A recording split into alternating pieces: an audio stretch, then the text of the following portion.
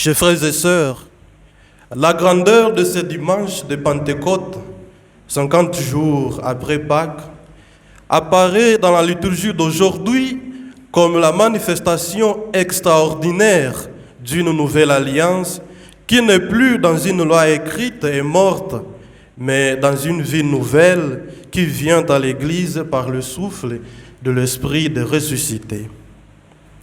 Dans la première lecture, l'auteur sacré veut que nous comprenions que nous ne pouvons pas être des spectateurs neutres ou marginaux de l'expérience de l'Esprit.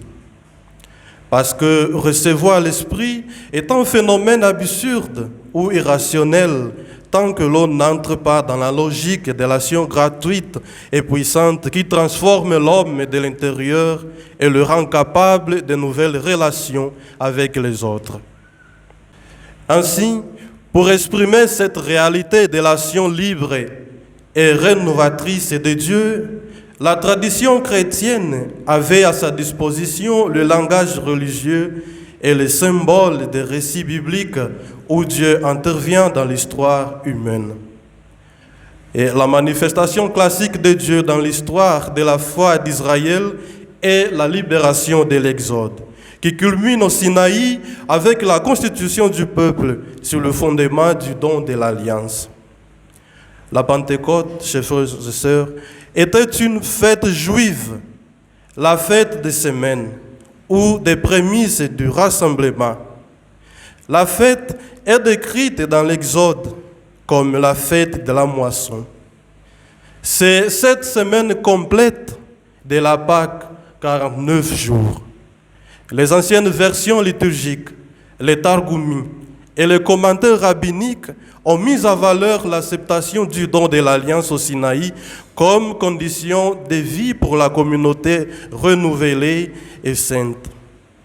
Et après l'année 70, après Jésus-Christ, a prévalu dans la liturgie le calcul pharisaïque qui fixait la célébration de la Pâque 50 jours après Pâques. Dans ce sens, une tradition antérieure à Luc aurait très probablement christianisé le calendrier liturgique juif. L'auteur sacré ne reste pas seulement dans l'épisode exclusivement israélite. Quelque chose de très similaire peut être vu dans la généalogie de Luc, qui remonte à Adam bien au-delà d'Abraham et de Moïse, pour montrer que bien que l'Église soit le nouvel Israël, elle est beaucoup plus que cela. C'est le commencement eschatologique duquel l'humanité entière trouvera enfin toutes les possibilités du salut. Pour cette raison, ce n'est pas une loi nouvelle qui est reçue le jour de la Pentecôte, mais le don de l'Esprit de Dieu. C'est un changement substantiel et décisif. C'est un cadeau incomparable. Le nouvel Israël et la nouvelle humanité seront donc conduits non par une loi qui a déjà montré toutes ses limites, mais par le même Esprit de Dieu. C'est l'Esprit seul qui permet à tous les hommes, pas seulement aux Israélites, de faire partie du nouveau peuple. C'est pourquoi, dans le cas de la famille de Corneille, qui a été considérée comme la deuxième Pâque chez le païen, nous verrons l'Esprit anticiper la même décision de Pierre et de ceux qui l'accompagnent, qui n'avaient pas encore pu se libérer de leur conception juive et nationaliste. Ce que Luc veut souligner, c'est alors l'universalité qui caractérise le temps de l'Esprit et la puissance prophétique du nouveau peuple de Dieu. Cela explique son intention de transformer le récit primitif d'un miracle de glossolalie en un miracle de prophétie, dans la mesure où tous les auditeurs de toute l'humanité représentée à Jérusalem comprennent parler des merveilles de Dieu dans leur propre langue. Le don de l'Esprit à la Pentecôte est un phénomène prophétique par lequel chacun entend comment l'action salvifique de Dieu est interprétée à la portée de tous. Ce n'est pas un phénomène de langue. C'est une adresse destinée au cœur des hommes.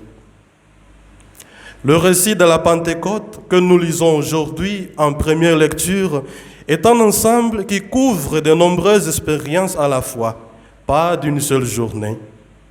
Cette fête de l'Église qui naît à la Pentecôte de son Seigneur est comme son baptême de feu. Car à quoi sert de se faire baptiser si nous ne confessons pas le nom duquel nous avons été baptisés et le sens de notre vie? Pour cette raison, le jour de la fête de la Pentecôte, ou la fête du don de la loi, a été célébré au Sinaï comme un don de l'alliance de Dieu avec son peuple. Nous disons qu'au sein de la communauté des disciples, un changement définitif a été opéré par l'action de l'Esprit. Cela signifie que désormais Dieu conduira son peuple, qui est l'Église, par l'Esprit et non plus par la loi. Dans cette perspective, il est question de donner une nouvelle identité prophétique à ce peuple qui cesse d'être nationaliste, fermé et exclusiviste. L'Église doit être ouverte à tous les hommes, à toutes les races et à toutes les cultures, car personne ne peut être exclu du salut de Dieu. Cela est signifié par le don des langues, ou plutôt par tous les hommes et toutes les femmes comprenant le dessein salvifique de Dieu dans leur propre langue et culture. Et c'est ce qui met fin à l'épisode déconcertant de la tour de Babel. C'est ce que l'Esprit Saint accomplit, l'unification de l'humanité dans le même plan salvifique divin. Chers frères et sœurs, l'événement décrit dans cet texte conclut les 50 jours de célébration d'une Pâque exceptionnelle. Après plusieurs apparitions à ses disciples, Jésus ressuscité est monté auprès du Père. L'Esprit Saint n'est pas descendu seulement sur les 12 apôtres.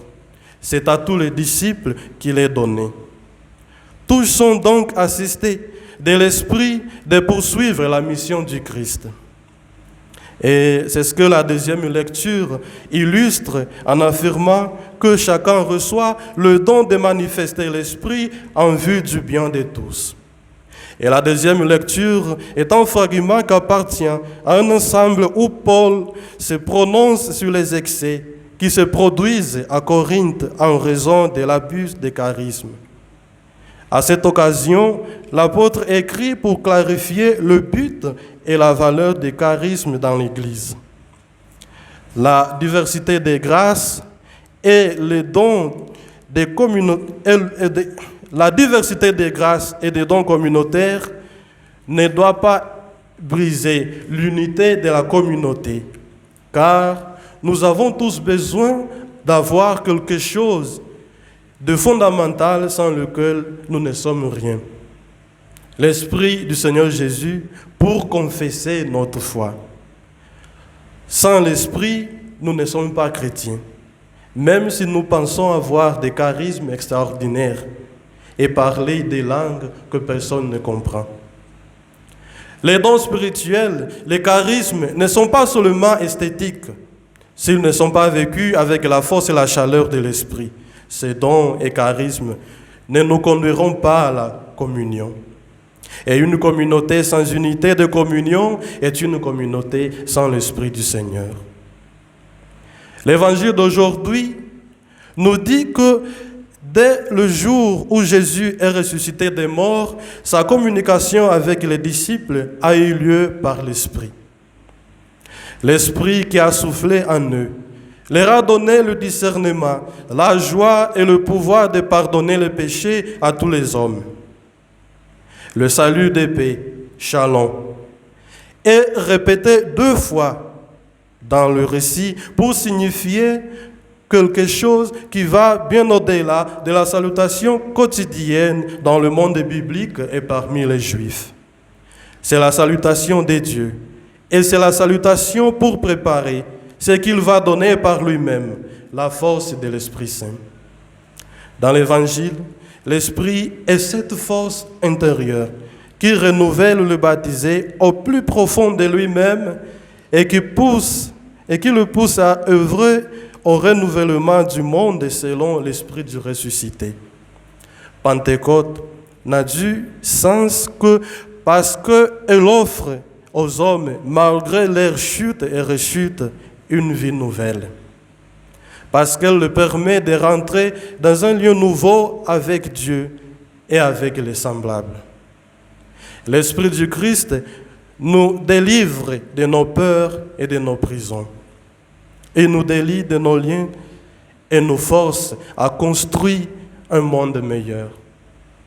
Demandons donc à Dieu de toujours nous envoyer son esprit qui renouvelle nos cœurs et nous ouvre à la grâce de la vraie charité envers nos proches, nos frères et sœurs, au nom du Père, du Fils et du Saint-Esprit.